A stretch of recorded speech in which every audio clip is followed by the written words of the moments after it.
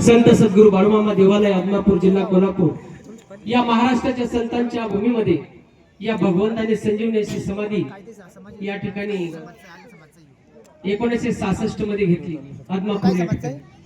मामांचा जन्म कर्नाटक राज्यामध्ये 1892 मध्ये झाला। 1892 ते 1966 हा 74 वर्षाचा या भगवंताचा जो कालावधी आहे हा अविरत अशी सेवा या मुक्या प्राण्यांची या भगवंताने केली। आपलं गाव खरोखर परिसर भाग्यवान आहे की आपल्याला या पर्व काळामध्ये या ठिकाणी मामांचा बगा क्रमांक 2 हा या ठिकाणी थांबून आहे। एकादशी द्वादशी आज महाशिवरात्री आणि उद्या अमावस्या असा हा पर्व काळामध्ये या ठिकाणी आपल्या हातून आपल्या गावातून त्या ठिकाणी परिसरातून एक चांगल्याशी सेवा या ठिकाणी घडते। या ठिकाणी हरिभक्त परायण बाजीराव महाराज पाचपुते यांनी या ठिकाणी सुंदर अशी सेवा या ठिकाणी अर्पण केली। मामांना भजन कीर्तन खूप आवड होती। त्यावेळेस संकेश्वर कोल्हापूर जिल्ह्यामध्ये संकेश्वर आहे। संकेश्वरची भजनी मंडळ मामा ज्या वेळेस कीर्तनाला त्या ठिकाणी बसायचे ऐकायला तर अगदी मंत्रमुग्ध होऊन जायचे। भजनाला त्या ठिकाणी बसायची सकाळ व्हायची। अशा पद्धतीने मामा त्या ठिकाणी कोणत्याही शाळेत शिकलेले नाहीत, कोणत्याही शाळेत गेले नाहीत, परंतु मामा सर्वज्ञ होते।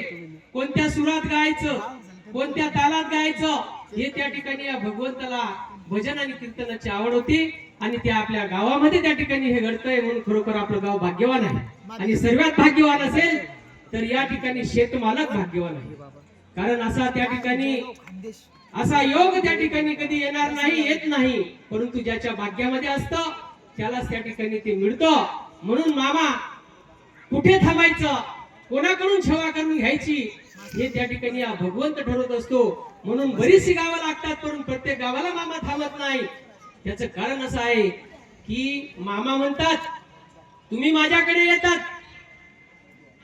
तुमच्या पूर्वजांचं काहीतरी पुण्य शिल्लक आहे म्हणून त्या ठिकाणी माझ्या जवळ येतात आणि माझं दर्शन तुम्हाला होतं।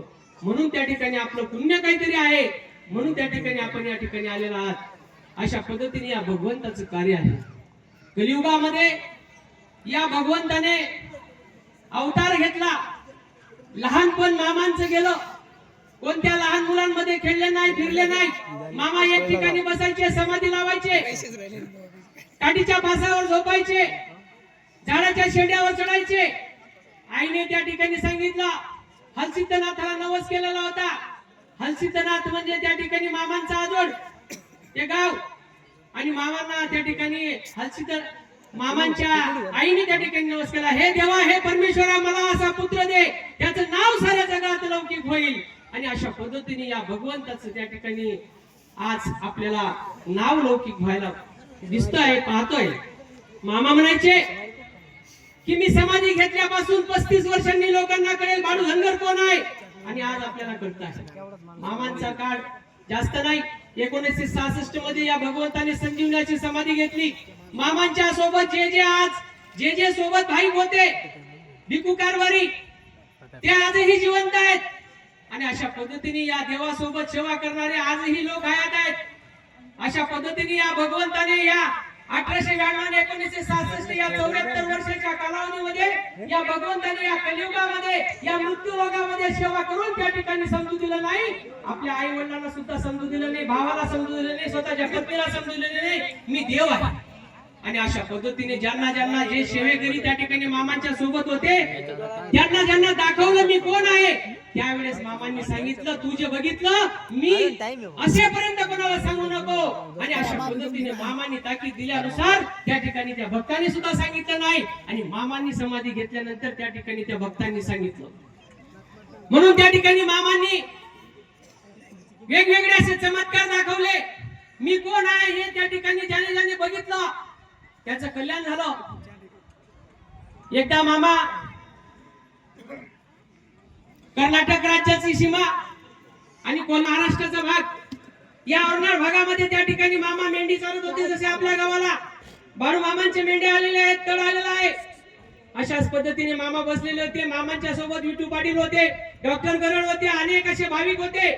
एका झाडाखाली बसलेले होते मामा आणि एक 10-12 वर्षाचे मुलं त्या ठिकाणी 10-12 मुलं त्या ठिकाणी येत होते. ते म्हणत होते, मामा आम्ही पाहिलेलं नाही, परंतु बाळू मामांचा चमत्कार आम्ही ऐकलेला आहे आणि तो चमत्कार आम्हाला बघायचा आहे.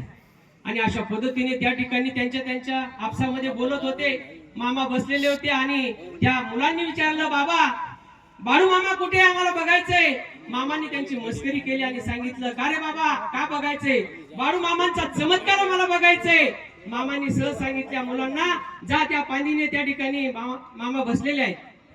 आणि अशा पद्धतीने सांगितल्यावर ते मुलं जायला लागले आणि जायला लागल्यानंतर पुन्हा मामांनी सांगितलं विठू पाटलांना, विठू त्यांना आरुडी मार, बोलवलं आणि बोलवल्यानंतर त्या ठिकाणी सांगितलं, बाळांनो तुम्हाला चमत्कार बघायचा आहे.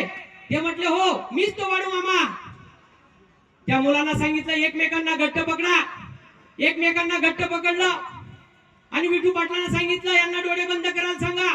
ज्यावेळेस विठू पाटील सांगतील डोळे उघडवा, त्यावेळेस उघडायचे. आणि त्या ठिकाणी एकमेकांना घट्ट पकडलं, डोळे बंद केले आणि बाळू मामांनी महाभुजंग अवतार धारण केला. मानवी देह सोडला, महाभुजंग अवतार धारण केला. आणि विठू पाटलांनी सांगितलं, बाळांनो डोळे उघडवा. ज्यावेळेस त्या मुलांनी डोळे उघडवले, त्या एकमेकांना ओढायला लागले. समोर महाभुजंग असा नाग त्या ठिकाणी होता. आणि अशा पद्धतीने मुलांनी बघितल्यावर त्यांना थरकाप आला.